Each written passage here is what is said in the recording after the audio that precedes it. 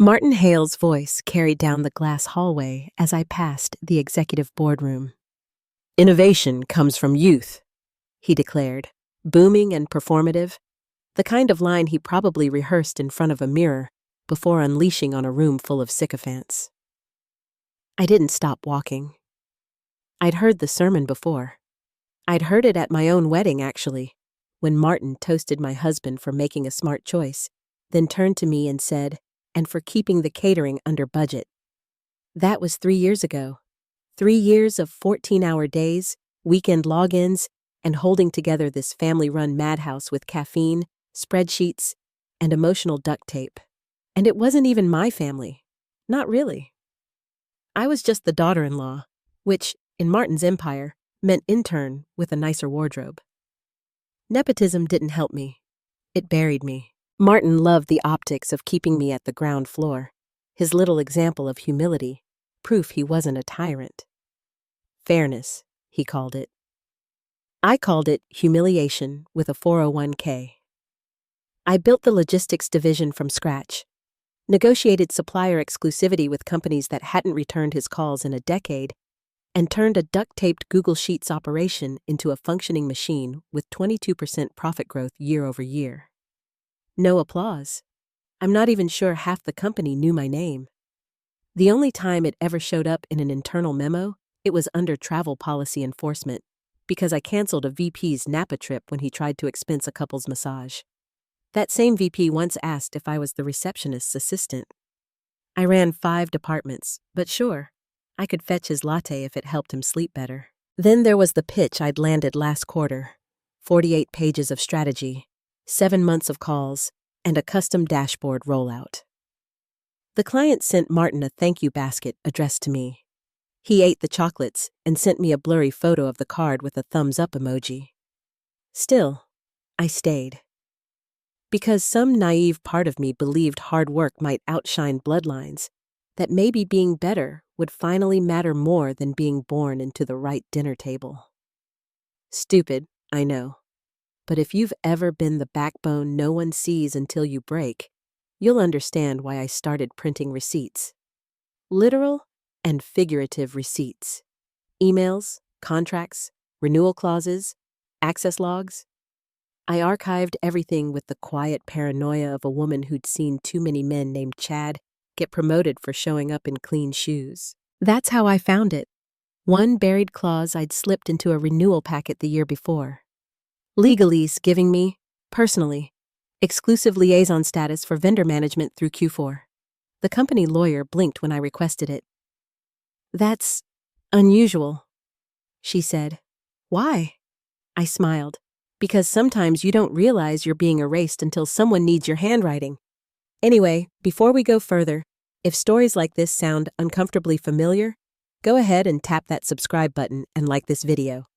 It's the cheapest therapy you'll ever get, and it helps us keep telling these workplace revenge stories. Okay, back to it. 3 years in, still waiting for Martin to say, "Nice job." What I got instead was an all-hands meeting with catered bagels and a smiling intern named Ethan. But first, the golf lunch. That's where the fuse was lit. Martin had been extra chipper that week, whistling Sinatra off-key, strolling through the office like a mall Santa with a midlife crisis. My husband, bless him, mentioned over dinner that his dad had lunch with his old golf buddy, and the buddy's son, who'd just graduated with a marketing degree and might be interning. "Interning?" I repeated. "Yeah, just for a quarter," he said. "Dad says he's sharp." "Cool," I said, slicing my steak like it owed me money. A week later, Ethan arrived. Teeth too white, handshake too firm. Shoes like he borrowed them from a mannequin. Everyone fell over themselves welcoming him. Martin personally gave him a tour. I'd been there 3 years and still didn't have a parking spot. Ethan's desk was 2 seats from mine, with dual monitors and a window view. I was still working on a laptop I bought myself. On day 3, he asked how to access the vendor drive. "I'll ask IT to onboard you," I said sweetly, "and read through the supplier exclusivity clauses, especially North Axis. It's trickier than it looks. He blinked. North Axis? I tapped my temple. Vendor management lives up here. What I didn't say, you'll never find it unless you know where I buried the bones. And I was just getting started. 2 weeks after Ethan's grand descent from golf course Olympus into our open-plan purgatory, the whispers began. It started the way all corporate disasters do, with a stray email and an accidental reply all. The CFO's assistant mentioned a major initiative, something revenue doubling, logistics-focused, streamlining operations for high-volume clients. The usual buzzword soup, but I knew immediately what it was. It was my project. The logistics expansion framework I'd been sketching out between 2 a.m. email marathons and supplier fires. The one I'd been quietly building piece by piece while upper management played office politics with their golf clubs. My team had already prototyped the base model. We'd reduced lead times by 18% and actually finished a quarter under budget, which in this company was like discovering fire. But that night, while I reheated leftover pasta and tried to convince myself that Pinot Grigio counted as self-care, my husband came home grinning like a man who thought he was delivering good news. "Dad's talking about that logistics expansion," he said, shoveling food like it was a sport. He's super impressed. "Told me you basically built the whole foundation. Said he'll give it to you." I smiled. The kind of smile you practice at family gatherings when someone insults your cooking, but calls it bold. "Sure," I said, sipping my wine. "That's nice. Spoiler alert. The princess doesn't get the castle. She gets passed over for the squire who once rebooted a router and called it innovation." "Don't look like that," my husband said. "He means it this time." "Right," I muttered, after he stops calling my department the little engine that could. Still, in the dusty attic of my brain, a small flame of hope flickered. What if this time merit won? What if all those nights I'd spent resurrecting corrupted spreadsheets and calming angry vendors actually paid off? The next morning, I got in early, before the janitor, and cleaned up my inbox like I was prepping for a corporate judgment day. I sent Martin, a detailed summary of my latest vendor analysis, graphs polished, margins optimized, bullet points sharp enough to draw blood. His reply? A single thumbs-up emoji. I told myself that was good, until I saw him across the street at Cafe Miro later that day, laughing over salmon sandwiches with his golf buddy and Ethan. I froze on the sidewalk, iced coffee sweating in my hand, pretending I wasn't calculating 3 separate escape plans, and a 4th that involved faking amnesia. Martin gestured animatedly. Ethan nodded like he'd just discovered fire, and I could practically see my work flashing behind their smug smiles. Back at the office, I passed Ethan's desk and saw a sticky note on his monitor. "Call North Axis contact. Ask about clause." I stared at it for 10 full seconds before locking myself in the bathroom and screaming silently into a paper towel. But nothing official had been said yet, so I did what I always did. I kept going, pushed the timeline forward, prepped team meetings, drafted the next phase supplier model, and saved a private copy under the file name, in case it blows up DocsX. That night, a company-wide email arrived. Subject line: exciting expansion ahead. The body was pure corporate gibberish. Synergies, optimization, strategic alignment. But I could read between the lines. There was a project coming. My project. My team buzzed with excitement. "This is your baby," one of them said. "You'll be running this show." I smiled, but that little flame of hope flickered again. Smaller this time. I'd seen Martin play this game before.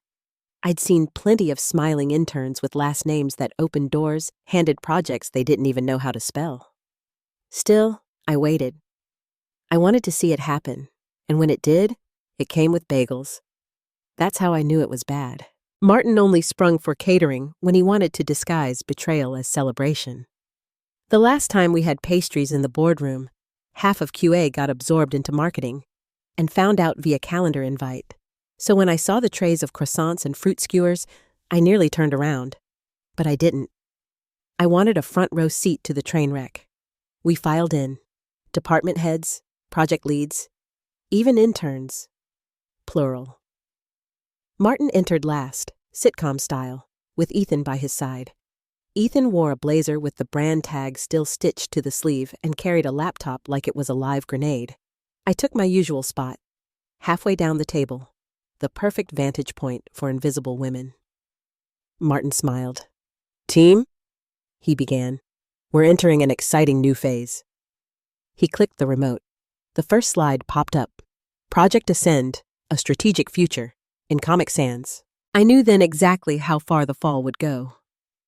Martin's voice rolled across the room, syrupy and self-satisfied. "We've analyzed the metrics, watched the market trends," he said, completely ignoring the 5-month analytics report I had compiled, reviewed, and watched him sign without reading. "We need fresh eyes, new thinking, bold perspectives." He paused dramatically, scanning the table like a preacher about to drop divine revelation. "And that's why I'm thrilled to announce that Ethan will be leading Project Ascend as our interim strategic innovation lead." For a second, reality went quiet. The kind of silence that doesn't feel like stillness, but suction, like the air itself had been vacuumed out of the room. I could almost hear everyone's thoughts short-circuiting in unison. Someone coughed. It sounded suspiciously like before morphing into an awkward throat clear. Even the AC vent seemed embarrassed. Martin smiled wider, basking in the absurdity of his own decision. Ethan stood, fidgeting with the laptop, eyes darting like a deer on its first freeway crossing. Yeah, really honored. Can't wait to lead." I smiled too. 3 soft, deliberate claps, polite as a teacher humoring a kindergartner who just colored outside every line. Others joined in, hesitant and confused, the sound uneven and hollow. No one dared break the performance. My name wasn't mentioned once. Not in passing, not in gratitude, not even as a courtesy footnote. I was erased in real time. The woman who had written every clause, built every supplier framework, coordinated every client transition, now invisible in a meeting celebrating my own architecture. Afterward, I didn't storm out or cry in a bathroom stall. I simply drifted, walked calmly back to my desk, flagged a few emails, opened a new notebook from the supply closet. If the game had changed, I was going to rewrite the rulebook. 2 hours later, Ethan appeared at my desk, sweaty and pale, clutching a printed contract I had authored 6 months earlier. "Hey, Ava," he said, using my name for the first time, like it tasted strange. "Do you have the original doc for this North Axis agreement?" I don't totally get the renewal language. I looked at him for a long, still moment, long enough for him to start twitching. Then I smiled like someone seeing the edge of the puzzle for the first time. "That's not my job anymore," I said sweetly, and I walked away. Next stop, Martin's office.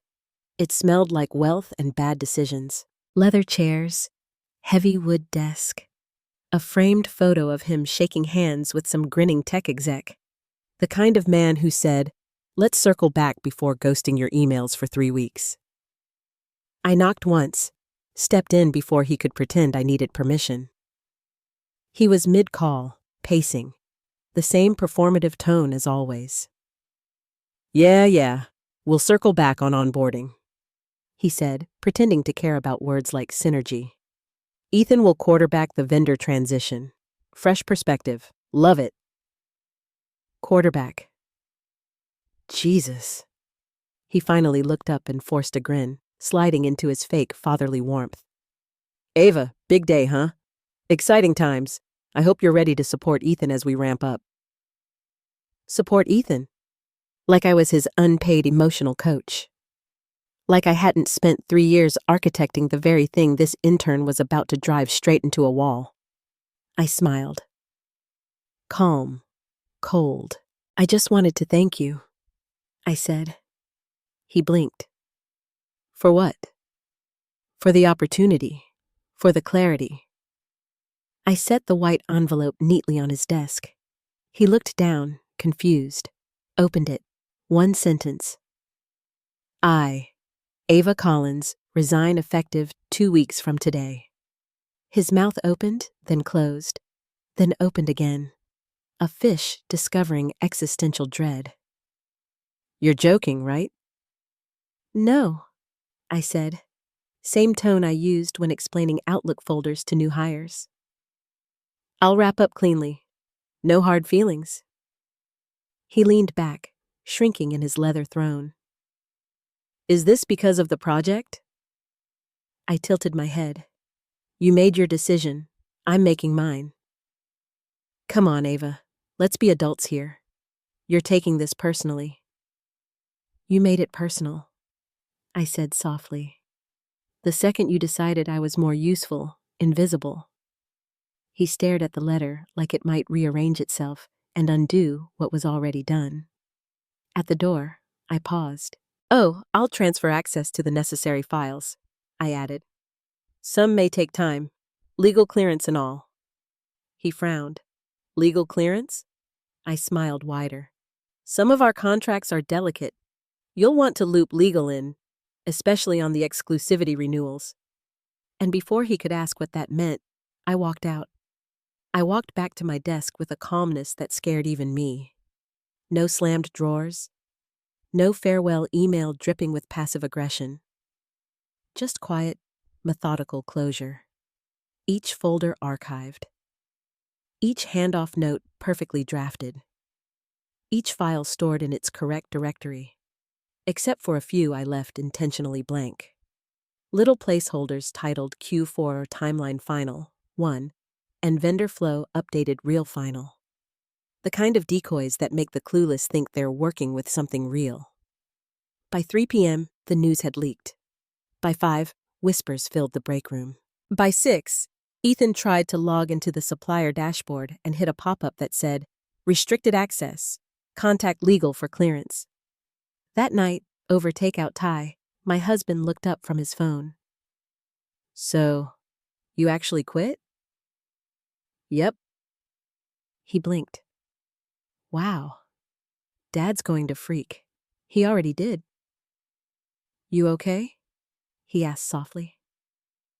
I thought about it. 3 years of late nights, invisible effort, waiting for validation that never came. I'd been the quiet fixer, the polite soldier, the unacknowledged architect of someone else's empire. Now, for the first time, I felt something closer to peace. Yeah, I said finally. I think I am. The next morning, I ordered business cards. Ava Collins Consulting, LLC. I booked a small co-working suite downtown. Clean, bright, smelling faintly of eucalyptus and ambition. Then I sent myself one last email. Subject, in case they come crawling.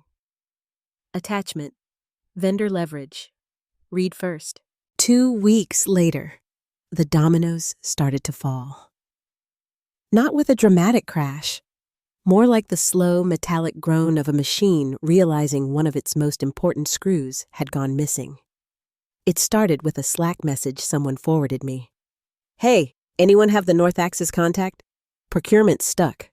That wall? Me. When I'd negotiated the North Axis deal, I'd insisted all communication funnel through a single liaison. Me. Because their VP of Operations, Carmen, hated fragmented communication. One voice, one thread. That was the rule. And in Clause 7.2 of the contract, buried between indemnity jargon and force majeure, it clearly stated, Authorized Liaison, A. Collins.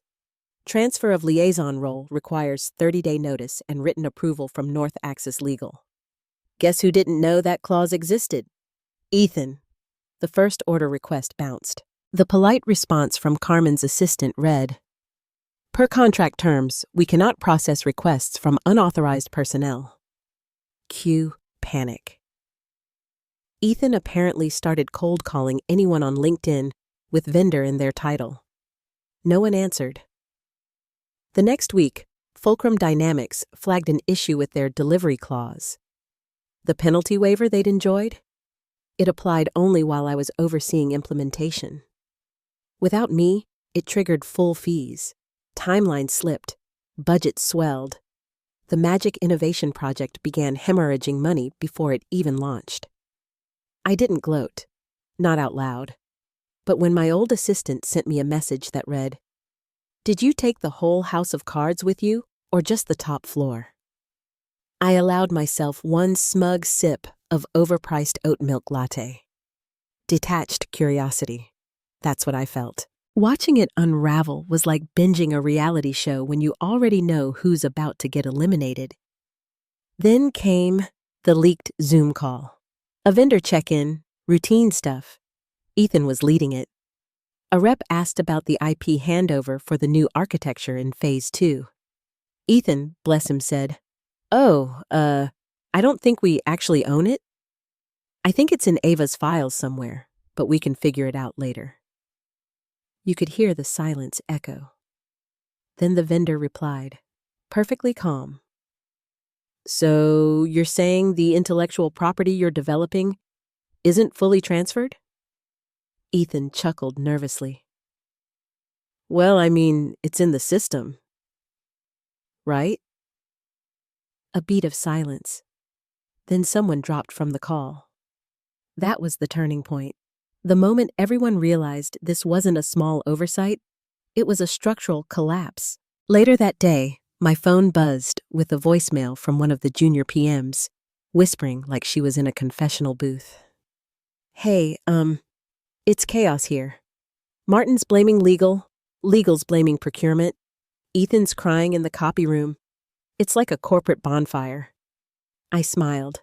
Not big, just enough to feel it in my cheekbones. Then I opened a document labeled Consulting Retainer Draft V3, adjusted the rate, and leaned back, watching the metaphorical smoke rise. Martin never called me when my mom was in the hospital. He didn't call when my team saved $1 million contract he nearly tanked. He didn't call when I got married to his son, the one he kept parading around boardrooms like proof of family values.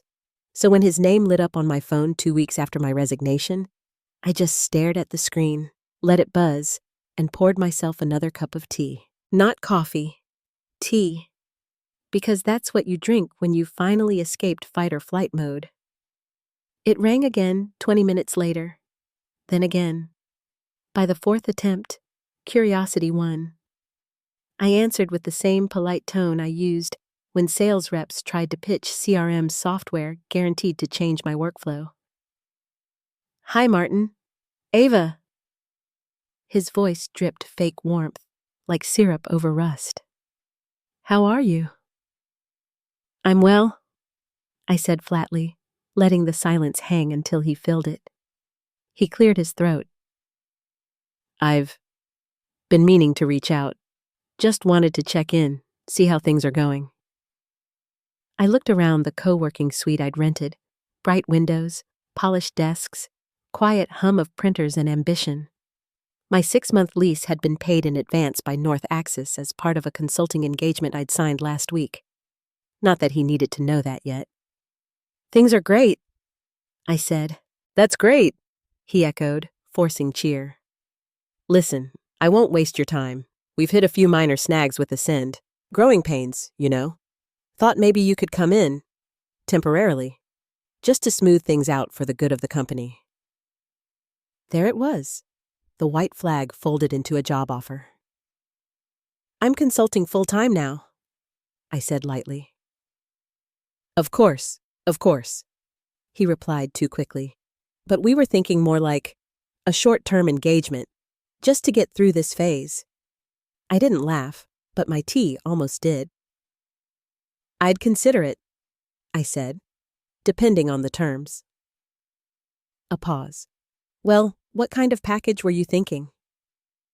I opened a new tab on my laptop, typed out a figure triple my old salary, added clauses for vendor protection, advisory exclusivity, and a 90-day minimum retainer. "I'll send you a proposal," I said. Another pause, then a nervous laugh. "You've certainly found your voice, huh?" "I always had it, Martin. You just talked over it." He chuckled, hollow as an empty conference room. I'll look for the email. You do that. When the call ended, I didn't even exhale. I just drafted the proposal, attached the terms, and hit send. 10 minutes later, the read receipt pinged. He didn't respond right away. But the next morning, a wire transfer landed in my account, followed by a 2-word email. Consider us retained. I printed it out and pinned it to the wall above my desk under a handwritten title. My favorite apology. Martin had always believed clients were loyal to the brand, that logos, letterheads, and legacy kept the wheels turning. But people remember the ones who actually fix things at 11:59 p.m. before the quarter closes. A week later, one of my old contacts forwarded me an internal email from my former company. Subject: Urgent. Hexler Group escalation. Hexler was their crown jewel, a multi-year, high-margin client known for perfectionism. They didn't blink at 6-figure invoices but would wage war if their dashboards loaded 5 seconds too slow. I'd managed them personally for 2.5 years. Their operations director once sent me a Christmas card with a bottle of bourbon and a note. You're the reason this circus stays in town. Apparently, Hexler had requested a meeting with Martin and the board to reevaluate viability of continued engagement. Translation: they were about to walk. 3 days later, a friend sent me the leaked Zoom recording. The boardroom looked tense. Martin opened with his usual charm offensive. We know there've been bumps, but the new team's fully capable. Hexler's strategist cut him off. With respect, your new team couldn't find a project timeline if you nailed it to their foreheads. Martin laughed. Wrong move. We're terminating the current contract unless Ava Collins is re-engaged, the strategist said calmly. Effective immediately. Martin stammered something about transition planning, but Hexler's rep replied, No need. We've already signed a direct agreement with her firm. The soundbite of the year. I watched that clip 3 times, eating leftover Thai and grinning into my tea. Vindication doesn't always show up with trumpets. Sometimes it arrives as a clean, quiet memo from a billion-dollar client that says, We'd prefer to work with her directly. Martin tried to spin the Hexler fiasco to the board as strategic delegation. To the finance team, he called it cost-splitting innovation. But everyone knew what it really was, a hemorrhage dressed as synergy. Hexler had accounted for nearly 18% of their quarterly revenue, and now that money flowed directly through my LLC. And Hexler wasn't the only one sniffing around. 2 other mid-tier clients reached out through back channels, quiet lunches, just curious phone calls, carefully worded hypotheticals. One even sent flowers to my co-working suite with a card that read, In case you're still accepting miracles. Spoiler, I was. Each new inquiry felt like justice arriving in deposit form. Meanwhile, my old company was unraveling like a poorly tied bow. My inside source, the same assistant who'd once risked HR wrath to screen record board meetings, messaged me daily updates. The CFO's panicking, one read. Legal's drowning. Ethan scheduled a brainstorming session to rebuild team morale. Playlist name, Innovation Vibes. By the end of the week, the board started asking Martin for real updates, not the pastel PowerPoint fluff he used to love, filled with handshake clip art and stock photo smiles. He couldn't hide behind buzzwords anymore. Numbers don't negotiate. The next board meeting, my source said, looked like a funeral. Legal had finally dug into my exit documentation, the same one Martin had signed without reading, because of course he had. Let's set the scene. Boardroom, 9:00 a.m. The kind of sterile corporate tension you can smell. Espresso, panic, and the faint ozone of shattered confidence. The lead counsel, a woman named Porter, stood at the head of the table flipping through a red folder marked Exit Agreements. Collins, A. Martin sat rigid, his jaw set in that way men do when they're trying to pretend they're still in control. Porter cleared her throat. After reviewing Ms. Collins's exit documents, we've identified several oversights. Martin frowned. It was a standard offboarding. Nothing unusual. Porter slid a page across the table. Section D, Clause 4B. Read it. He squinted, then blinked. Porter continued, tone clinical. Per this language, Ms. Collins retains rights to all intellectual property frameworks she authored unless formally reassigned under board approval. A silence thick enough to choke a Wi-Fi signal filled the room. Martin's eyes darted up. That's not possible. I never— You signed it, Porter interrupted. Initialed and time-stamped, verified by HR. She was just leaving, he barked. It was a courtesy form. Porter didn't flinch. She built your vendor architecture, negotiated your exclusivity deals, drafted the IP schema, and since you never filed a transfer, she now owns the operational framework that powers Project Ascend and the internal tools used for client delivery.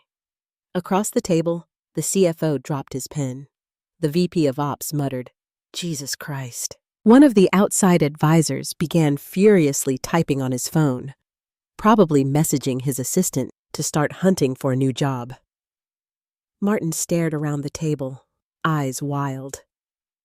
She was my daughter-in-law, he finally sputtered.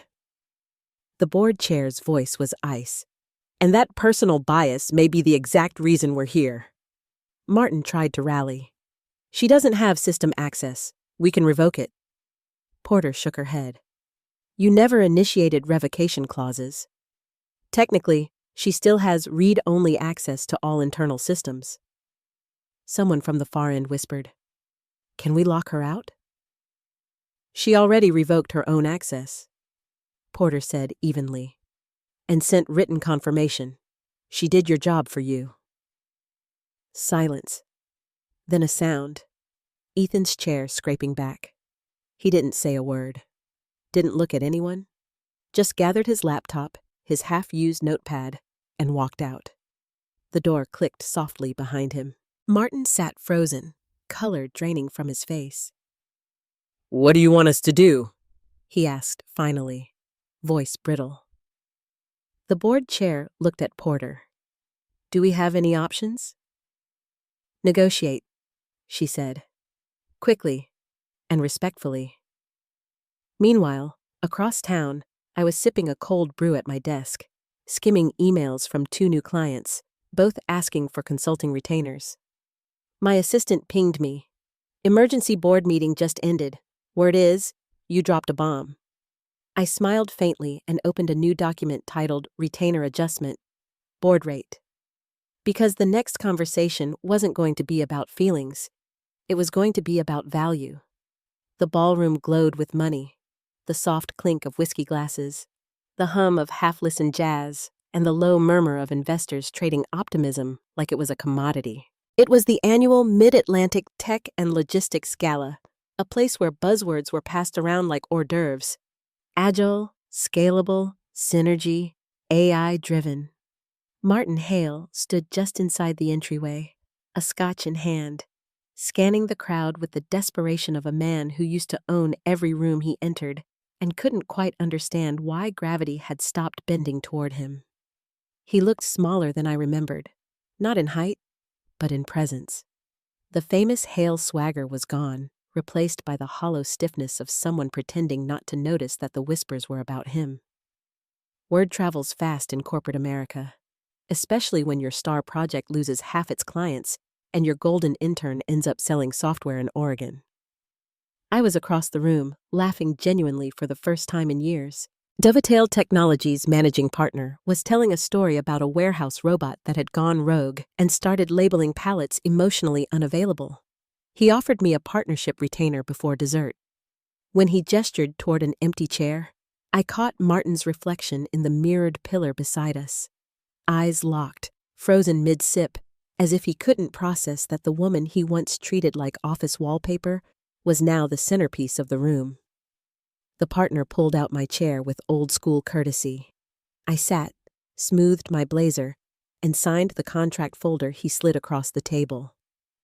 Dovetail Logistics Integration, Strategic Advisor, Ava Collins.